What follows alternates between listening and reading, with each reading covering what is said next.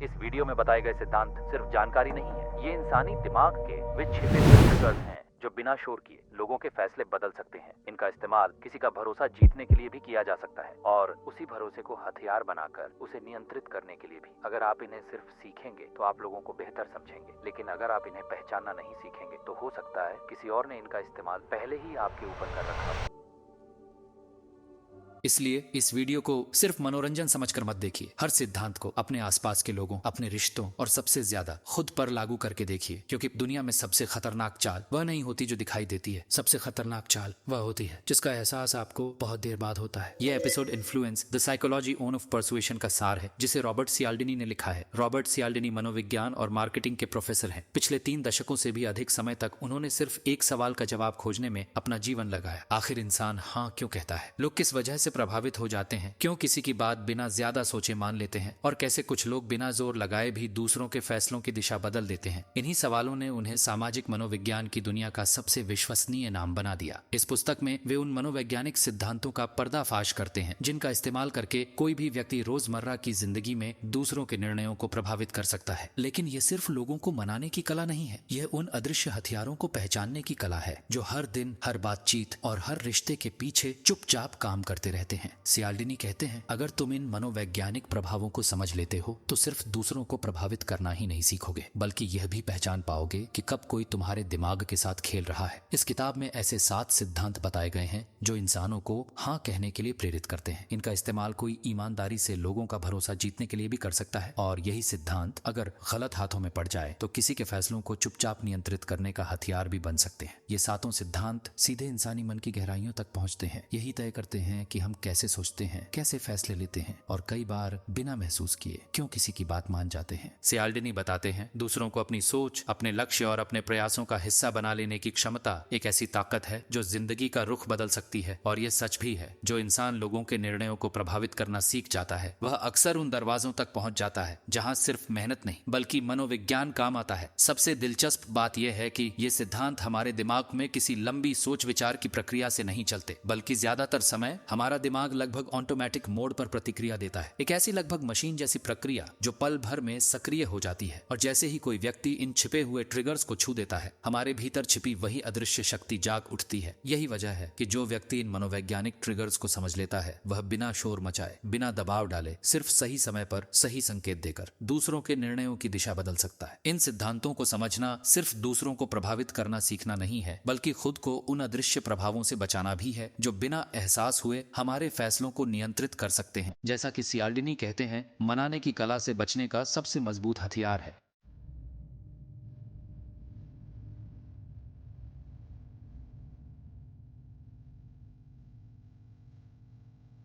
जागरूकता। पहला सिद्धांत, लोगों को हमेशा एक वजह दो। ये सिद्धांत एक बेहद साधारण लेकिन हैरान कर देने वाला सच सामने लाता है। जब भी आप किसी से कोई काम करवाना चाहते हैं, अगर आप उसके साथ एक कारण भी जोड़ देते हैं, चाहे वह कारण बहुत बड़ा ना हो, तो सामने वाले के हाँ कहने की संभावना कई गुना बढ़ जाती है। सियाल्डिनी बताते हैं, मानव व्यवहार का एक जाना पहचाना नियम है, जब हम किसी से कोई एहसान या मदद मांगते हैं तो हमारे सफल होने की संभावना तब बढ़ जाती है जब हम अपनी बात के पीछे कोई वजह बताते हैं, क्योंकि इंसान सिर्फ काम नहीं करता, वह यह भी जानना चाहता है आखिर उसे वह काम क्यों करना चाहिए। यही वजह इस सिद्धांत को इतना शक्तिशाली बनाती है। यह हमारे दिमाग के उस ऑटोमेटिक सिस्टम को सक्रिय कर देती है जो हर दिन अनगिनत फैसले बिना ज्यादा सोचे लेता रहता है। सियाल्डिनी के अनुसार हमारा दिमाग कुछ खास संकेतों पर लगभग अपने आप प्रतिक्रिया देता है, और उन संकेतों में सबसे शक्तिशाली शब्दों में से एक है क्योंकि। जैसे ही कोई व्यक्ति अपनी बात के साथ क्योंकि जोड़ता है, हमारा दिमाग मान लेता है कि इसके पीछे कोई उचित कारण मौजूद है, और यही एहसास सामने वाले के लिए आपकी बात मानना आसान बना देता है। दिलचस्प बात यह है, कई बार वजह कितनी मजबूत है ये उतना महत्वपूर्ण नहीं होता, सिर्फ कोई वजह होना ही व्यवहार को बदलने के लिए काफी होता है। सियाल्डिनी बताते हैं, हम ज्यादातर समय हर निर्णय पर गहराई से विचार नहीं करते। हमारा दिमाग ऊर्जा बचाने के लिए छोटे छोटे मानसिक शॉर्टकट्स का इस्तेमाल करता है। यही मानसिक शॉर्टकट हमें हर छोटी बात का विश्लेषण करने से बचाते हैं और रोजमर्रा की जिंदगी को आसान बनाते हैं। इसलिए जब कोई क्योंकि कहता है तो हमारा दिमाग तुरंत मान लेता है कि कोई तर्क मौजूद है, और कई बार बस इतना इतना भर ही हमें उसकी बात मानने के लिए पर्याप्त होता है, चाहे दी गई वजह बेहद साधारण या लगभग बेकार ही क्यों ना हो। इसे साबित करने के लिए सियाल्डिनी एक प्रसिद्ध प्रयोग का जिक्र करते हैं। कुछ लोगों से कहा गया कि वे फोटोकॉपी मशीन की लाइन में खड़े लोगों से आगे जाने की अनुमति मांगे। जिन लोगों ने सिर्फ इतना कहा क्या मैं पहले फोटोकॉपी कर सकता हूँ, उन्हें सीमित सफलता मिली। लेकिन जिन लोगों ने कहा क्या मैं पहले फोटोकॉपी कर सकता हूँ क्योंकि मुझे कुछ कॉपियां बनानी है, ध्यान दीजिए ये वजह कोई नई जानकारी नहीं देती। अगर कोई फोटोकॉपी मशीन के पास आया है तो जाहिर है कि उसे कॉपियां ही बनानी होंगी, फिर भी सिर्फ क्योंकि और उसके बाद एक साधारण सी वजह जोड़ने भर से लोगों के रास्ता देने की संभावना कई गुना बढ़ गई। यही इंसानी मन की सबसे दिलचस्प सच्चाइयों में से एक है। लोग हमेशा तर्क की गुणवत्ता पर प्रतिक्रिया नहीं देते, वे अक्सर सिर्फ इस बात पर प्रतिक्रिया देते हैं कि कोई तर्क मौजूद है। इसलिए चाहे आप किसी को अपनी बात के लिए राजी करना चाहते हो, किसी लाइन में आगे बढ़ना चाहते हो या अपने बच्चे को कमरा साफ करने के लिए मनाना चाहते हो, याद रखिए कई बार एक सही वजह लंबी बहस से कहीं ज्यादा असर करती है। अपने बच्चे से कमरा साफ करवाना हो या किसी से कोई छोटा सा काम करवाना हो, कई बार सिर्फ एक वजह बता देना पूरी बातचीत की दिशा बदल देता है। आपको बस इतना करना है, उसे यह समझाना है कि क्यों, क्योंकि यही छोटा सा शब्द इंसान के दिमाग की उस लगभग स्वचालित प्रक्रिया को सक्रिय कर देता है जो बिना ज्यादा सोचे फैसले लेती है। और जब किसी काम के पीछे कोई कारण दिखाई देता है तो उसे स्वीकार करना हमारे लिए कहीं आसान हो जाता है। यही वजह है कि एक मामूली सी वजह भी कई बार आपकी सफलता और असफलता के बीच का फर्क बन जाती है।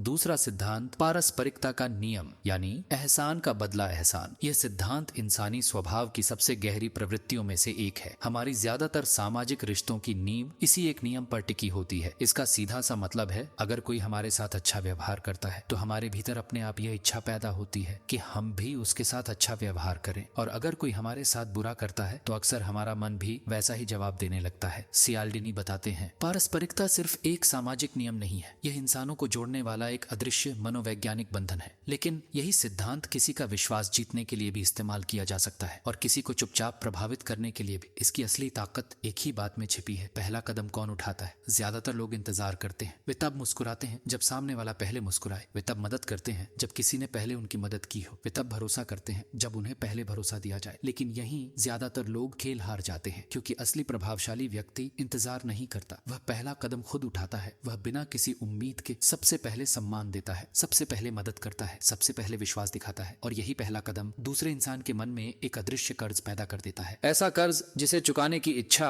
उसे खुद भी महसूस नहीं होती। यहीं से पारस्परिकता का नियम काम करना शुरू करता है। जब आप बिना किसी स्वार्थ के किसी के लिए कुछ करते हैं तो अक्सर सामने वाला भी अनजाने में वैसा ही करने लगता है। यह प्रभाव सिर्फ पैसों या किसी बड़े एहसान तक सीमित नहीं है, यह भरोसे में भी दिखाई देता है, सहयोग में भी, सम्मान में भी, और रिश्तों में पैदा होने वाली उस गर्माहट में भी जो दो अनजान लोगों को धीरे धीरे एक दूसरे के करीब ले आती है। इंसानी मन जैसे कहता हो मैंने तुम्हारे लिए किया था, अब तुम्हारी बारी है। सबसे हैरान करने वाली बात यह है यह नियम इतना गहरा बैठा हुआ है कि कई बार हम उस व्यक्ति का भी एहसान लौटाने की कोशिश करते हैं जिसे हम शायद पसंद भी नहीं करते, सिर्फ इसलिए क्योंकि हमारे भीतर बैठी यह भावना हमें चैन से बैठने नहीं देती। यह सिद्धांत आप हर दिन अपनी आंखों के सामने काम करता हुआ देखते हैं। जरा कल्पना कीजिए आप किसी रेस्टोरेंट में खाना खाने गए हैं और वहाँ की वेट्रेस सिर्फ अपना काम पूरा नहीं करती बल्कि आपकी उम्मीद से कहीं ज्यादा अच्छा व्यवहार करती है। आपके साथ ऐसा व्यवहार करती है जो सिर्फ एक ग्राहक के साथ नहीं बल्कि किसी खास इंसान के साथ किया जाता है। वह मुस्कुराकर बात करती है, छोटी छोटी बातों का ध्यान रखती है, आपको यह एहसास दिलाती है कि आपकी मौजूदगी उसके लिए मायने रखती है। ऐसी स्थिति में जब बिल देने का समय आता है तो ज्यादातर लोग सामान्य से ज्यादा टिप छोड़ते हैं, सिर्फ इसलिए नहीं कि सेवा अच्छी थी बल्कि इसलिए क्योंकि उनके भीतर एक अदृश्य भावना जन्म ले चुकी होती है, उसने मेरे लिए इतना किया है अब मुझे भी कुछ लौटाना चाहिए। यही है पारस्परिकता का प्रभाव। इसी तरह कई चैरिटी संस्थाएं आपको छोटा सा कैलेंडर, पेन या कोई मामूली सा उपहार भेजती हैं। उस उपहार की असली कीमत उसकी लागत में नहीं होती, उसकी असली ताकत आपके मन में पैदा होने वाली उस हल्की सी जिम्मेदारी में होती है। अचानक आपको महसूस होने लगता है इन्होंने मेरे लिए कुछ भेजा है, शायद मुझे भी इनके लिए कुछ करना चाहिए। हो सकता है आप उस संस्था से भावनात्मक रूप से जुड़े भी ना हो, फिर भी आप दान देने के बारे में सोचने लगते हैं क्योंकि इंसानी मन मुफ्त में कुछ लेना पसंद नहीं करता। मार्केटिंग की दुनिया भी इस नियम का इस्तेमाल वर्षों से करती आ रही है। फ्री सैंपल इसका सबसे बड़ा उदाहरण है। जब कोई कंपनी आपको किसी प्रोडक्ट का मुफ्त नमूना देती है तो उसका मकसद सिर्फ आपको वह प्रोडक्ट आजमाना नहीं होता, असल मकसद होता है आपके मन में एक छोटा सा एहसान पैदा करना, ताकि जब खरीदने का समय आए तो आपका दिमाग चुपचाप कहे, इन्होंने मुझे बिना पैसे लिए दिया था, शायद मुझे भी इन्हीं से खरीदना चाहिए। यही वजह है कि कई लोग ऐसे प्रोडक्ट भी खरीद लेते हैं जिनमें उनकी पहले कोई खास दिलचस्पी नहीं थी, सिर्फ इसलिए क्योंकि उनके फैसले पर पारस्परिकता का अदृश्य नियम असर डाल चुका होता है। सड़कों पर भी ये मनोवैज्ञानिक खेल अक्सर खेला जाता है। आपने कई बार देखा होगा, कोई भिखारी या कोई व्यक्ति बिना कुछ मांगे पहले आपकी कलाई पर एक धागा बांध देता है या एक छोटा सा फूल या कोई कीरिंग आपके हाथ में रख देता है। पहली नजर में ऐसा लगता है जैसे ये सब बिल्कुल मुफ्त है, लेकिन जैसे ही आप वह चीज स्वीकार कर लेते हैं, आपके भीतर वही पुरानी भावना जाग उठती है, अब मुझे भी कुछ देना चाहिए। यही पारस्परिकता का सिद्धांत है जो बिना आवाज किए आपके निर्णय को प्रभावित कर देता है। इसीलिए इससे बचने का सबसे आसान तरीका है, पहचानिए कि कब कोई उपहार, कोई एहसान या कोई मुफ्त चीज सिर्फ आपकी मदद करने के लिए नहीं, बल्कि आपके भीतर एक अदृश्य कर्ज पैदा करने के लिए दी जा रही है। और अगर आपको ऐसा महसूस हो तो विनम्रता से उस पहली पेशकश को स्वीकार न करें, क्योंकि जिस एहसान को आप लेते ही नहीं, उसे लौटाने का दबाव भी कभी पैदा नहीं होता।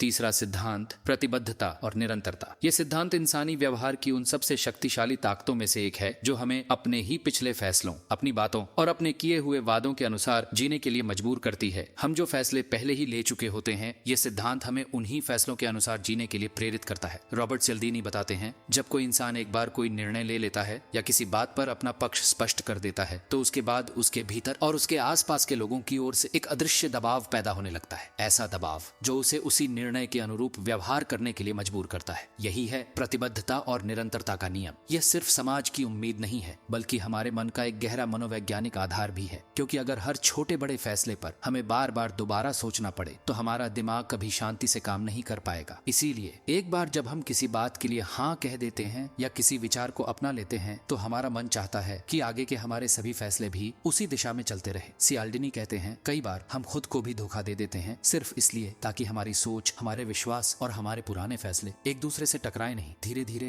यही आदत हमें ऐसी राह पर ले जाती है जहां हम बिना सवाल किए, बिना दोबारा सोचे अपने पुराने निर्णयों को निभाते रहते हैं। भले ही परिस्थितियां बदल चुकी हो, भले ही नई जानकारी सामने आ चुकी हो और भले ही अब वही फैसला हमारे लिए सही ना रहा हो, फिर भी हम उसे छोड़ना नहीं चाहते, क्योंकि अपने ही फैसले के खिलाफ जाना हमारे अहंकार को स्वीकार नहीं होता। यही वजह है कि कई बार निरंतरता तर्क और सच से भी ज्यादा शक्तिशाली बन जाती है। हम वही करना पसंद करते हैं जो हमारी पहले कही हुई बातों से मेल खाता हो, खासकर तब जब हमने वह वादा या वह फैसला दूसरे लोगों के सामने किया हो। क्योंकि समाज की नजर में कोई भी इंसान अस्थिर, बात बदलने वाला या अविश्वसनीय दिखना नहीं चाहता। इसी मनोविज्ञान का इस्तेमाल इंटरव्यू, बातचीत और नेगोशिएशन में भी किया जाता है। मान लीजिए आप सबसे पहले किसी व्यक्ति से पूछते हैं, आपकी जिंदगी में सबसे ज्यादा मायने किस चीज के हैं, या आपका सबसे बड़ा लक्ष्य क्या है। जब वह खुद अपने मूल्यों और अपने लक्ष्य को शब्दों में स्वीकार कर देता है, तो उसके बाद अगर आपकी बात उसी दिशा में जाती है तो उसके लिए आपको मना करना मानसिक रूप से कहीं ज्यादा मुश्किल हो जाता है, क्योंकि ऐसा करने का मतलब होगा अपने ही शब्दों का विरोध करना। सियाल्डिनी बताते हैं, जब आप किसी व्यक्ति की नजर में उसकी एक नई पहचान बना देते हैं तो वह धीरे धीरे उसी पहचान के अनुरूप व्यवहार करने लगता है। अगर वह खुद को ईमानदार मानने लगे तो वह ईमानदार दिखने वाले फैसले लेगा। अगर वह खुद को जिम्मेदार समझने लगे तो वह जिम्मेदार व्यवहार करने की कोशिश करेगा। और अगर वह खुद को समझदार या दूरदर्शी मानने लगे तो वह उन्हीं निर्णयों को चुनेगा जो उसकी इस नई पहचान से मेल खाते हों। यही कारण है कि अनुभवी सेल्समैन कभी सीधे प्रोडक्ट बेचने की कोशिश नहीं करते। वे शुरुआत एक बहुत छोटे और लगभग हर किसी के हाँ कह देने वाले सवाल से करते हैं, जैसे क्या आप अपने पैसे बचाना पसंद करते हैं, और उसके बाद ही वह धीरे धीरे अपनी असली पेशकश की ओर बढ़ते हैं, क्योंकि उन्हें पता होता है हर छोटी हाँ अगली बड़ी हाँ की नींव बनती है। धीरे धीरे ग्राहक खुद अपने ही फैसलों की एक ऐसी श्रृंखला बना लेता है जहाँ अंत में मना करना उसे अपने ही व्यवहार के खिलाफ महसूस होने लगता है। यही है प्रतिबद्धता की असली ताकत। यह सिद्धांत उस मनोवैज्ञानिक प्रभाव से भी मिलता जुलता है जिसे आइकिया इफेक्ट कहा जाता है। इस प्रभाव के अनुसार जिस चीज को बनाने में या तैयार करने में हम अपना समय, मेहनत और ऊर्जा लगाते हैं, उसकी कीमत हमारे मन में अपने आप बढ़ जाती है। मान लीजिए आपने एक फर्नीचर खुद अपने हाथों से जोड़कर तैयार किया। अब वह सिर्फ लकड़ी और स्क्रू का ढांचा नहीं रह जाता, उसमें आपका समय जुड़ चुका है, आपकी मेहनत जुड़ चुकी है और सबसे बढ़कर आपकी पहचान का एक छोटा सा हिस्सा उससे जुड़ चुका है। इसीलिए उसे छोड़ना या उसकी कम कीमत स्वीकार करना आपके लिए मुश्किल हो जाता है, क्योंकि अब आप सिर्फ उस वस्तु से नहीं बल्कि अपने ही प्रयास इतिहास से जुड़े हुए होते हैं। यही मनोवैज्ञानिक प्रतिबद्धता उसे आपके लिए और अधिक मूल्यवान बना देती है। एक और दिलचस्प उदाहरण घुड़दौड़ में सट्टा लगाने वाले लोगों का है। टिकट खरीदने से पहले वे अक्सर असमंजस में रहते हैं, कौन सा घोड़ा जीतेगा। इस बात को लेकर उनके मन में कई सवाल होते हैं, लेकिन जैसे ही वे किसी एक घोड़े पर पैसा लगा देते हैं, अचानक उन्हें उसी घोड़े पर पहले से कहीं ज्यादा भरोसा होने लगता है। क्या घोड़ा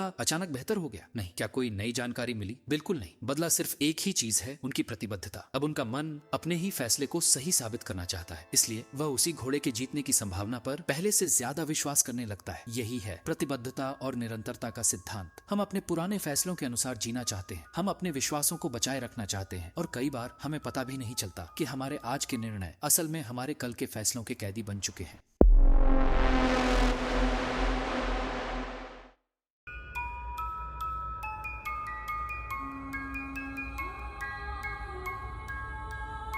चौथा सिद्धांत सामाजिक प्रमाण, यानी लोग वही सही मानते हैं जो ज्यादातर लोग करते हुए दिखाई देते हैं। यह सिद्धांत इंसान की उस गहरी इच्छा पर आधारित है जहां वह सही निर्णय लेना चाहता है और साथ ही दूसरों से अलग भी नहीं दिखना चाहता। सियाल्डिनी कहते हैं, जब हमें समझ नहीं आता कि क्या करना चाहिए तो हम अपने आसपास के लोगों को देखने लगते हैं। उनका व्यवहार हमारे लिए एक संकेत बन जाता है, मानो हमारा दिमाग कह रहा हो अगर इतने लोग ऐसा कर रहे हैं तो शायद यही सही होगा। यही सामाजिक प्रमाण है। ये एक मानसिक शॉर्टकट है जो कई बार हमारी मदद भी करता है, लेकिन यही शॉर्टकट हमें बिना सोचे समझे भीड़ का हिस्सा भी बना सकता है। जरा एक दृश्य की कल्पना कीजिए, आप सड़क पर चल रहे हैं, अचानक कुछ लोग आसमान की ओर देखने लगते हैं। आपको नहीं पता वे क्या देख रहे हैं, लेकिन कुछ ही सेकंड में आपकी गर्दन भी अपने आप ऊपर उठ जाती है। क्यों? क्योंकि आपके दिमाग ने सोचा अगर इतने लोग देख रहे हैं तो जरूर कोई महत्वपूर्ण चीज होगी। यही प्रतिक्रिया हमारे भीतर गहराई से बैठी हुई है। इसी तरह अगर आप देखते हैं कि आपके ऑफिस के लगभग सभी लोग हर रात देर तक काम कर रहे हैं, ये तो धीरे धीरे आपको भी देर तक रुकने का दबाव महसूस होने लगता है। भले ही आपका अपना काम समय पर पूरा हो चुका हो, लेकिन मन कहता है अगर सब ऐसा कर रहे हैं तो शायद यही सही तरीका होगा। यही भीड़ का प्रभाव है और यही है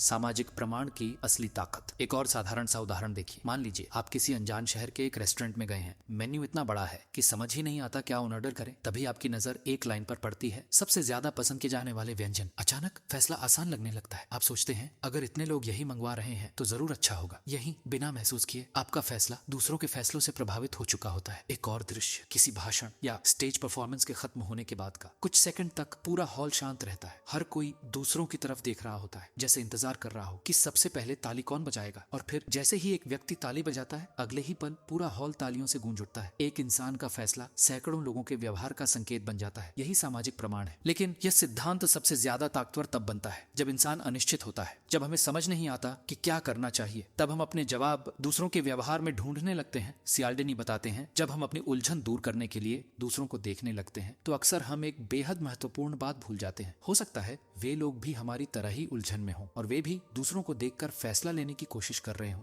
यहीं से एक खतरनाक चक्र शुरू होता है। हर व्यक्ति किसी दूसरे के पहला कदम उठाने का इंतजार करता रहता है और नतीजा कोई भी आगे नहीं बढ़ता। यह प्रवृत्ति आपातकाल जैसी परिस्थितियों में और भी ज्यादा खतरनाक हो सकती है। जब अचानक कोई दुर्घटना होती है तो लोग अक्सर घबरा जाते हैं। वे समझ नहीं पाते कि क्या करें और इसलिए वे बस दूसरों को देखते रहते हैं, सोचते हैं शायद कोई और कुछ करेगा। इसी कारण आपातकालीन प्रशिक्षण में सिर्फ यह नहीं कहा जाता कि कोई एम्बुलेंस बुलाओ, बल्कि सीधे किसी एक व्यक्ति की ओर इशारा करके कहा जाता है आप अभी इमरजेंसी सेवा को कॉल कीजिए। जैसे ही जिम्मेदारी किसी एक व्यक्ति को दी जाती है, अनिश्चितता टूट जाती है और कार्रवाई शुरू हो जाती है। लेकिन सामाजिक प्रमाण का इस्तेमाल सिर्फ मदद के लिए नहीं होता। कई बार इसी मनोवैज्ञानिक कमजोरी का फायदा भी उठाया जाता है। विज्ञापन कंपनियां और मार्केटिंग विशेषज्ञ इसे बहुत अच्छी तरह समझते हैं। इसीलिए वे किसी प्रोडक्ट को बेचते समय उसकी गुणवत्ता से पहले उसकी लोकप्रियता दिखाते हैं। आपने अक्सर किताबों के कवर पर लिखा देखा होगा 10 लाख से ज्यादा प्रतियां बिक चुकी हैं। यह सिर्फ एक आंकड़ा नहीं है, यह आपके दिमाग के लिए एक मनोवैज्ञानिक संकेत है। जैसे कोई कह रहा हो इतने लोग इसे खरीद चुके हैं, अब शायद तुम्हें भी खरीदना चाहिए। और कई बार हम सच में वह किताब खरीद लेते हैं बिना यह जाने कि वह हमारे लिए उपयोगी भी है या नहीं, सिर्फ इसलिए क्योंकि भीड़ ने पहले ही उसे सही घोषित कर दिया था।